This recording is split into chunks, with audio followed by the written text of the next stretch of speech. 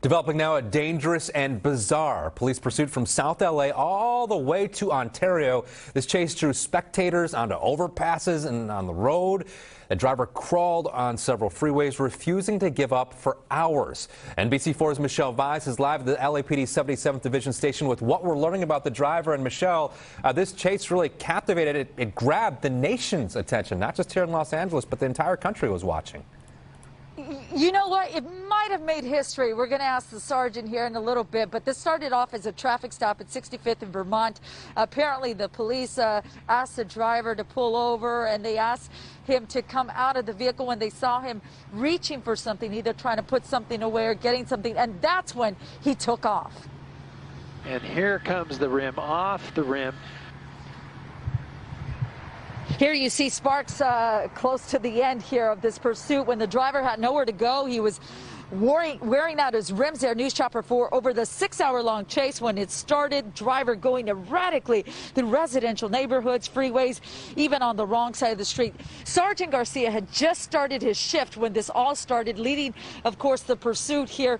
Wow, I can imagine your adrenaline is still coming down at this point. Had you ever gone through a pursuit or led a pursuit like this?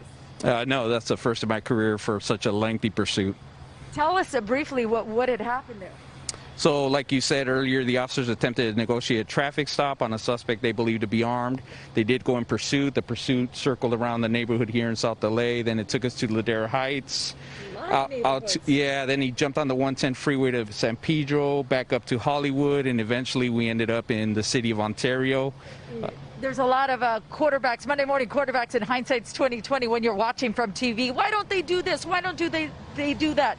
What about the pit maneuver? A lot of people asking, why didn't you guys take this guy out with the pit maneuver? Due to the fact that the suspect was possibly armed, then early on in the pursuit we got information that the vehicle was possibly also involved in a drive-by shooting in the Newton Division. So our policy generally prohibits us from conducting a pit maneuver on somebody we believe is armed, because it puts us, the officers, at a disadvantage when we flip that car around. Now he's face-to-face with us, and if he is armed, it's pretty unsafe. I mean, our chopper had to pull off for gas. So did you guys, you were telling me. This driver must have had a full tank. Absolutely. He must have had a full tank. Pretty much, I believe every officer, including myself, at some point had to pull off and gas up our police vehicles at some gas station out of our own pocket. No one was hurt at the end of this. Would you say this is the longest slow-speed pursuit in LAPD history, Sarge? Well, in the 20 years I've been on the job, I don't think I've heard of a pursuit going 6.5 hours, so it's pretty long. I'm sure it's up there. Well, your shift ends at 6:30, so I hope you can get some sleep, sir.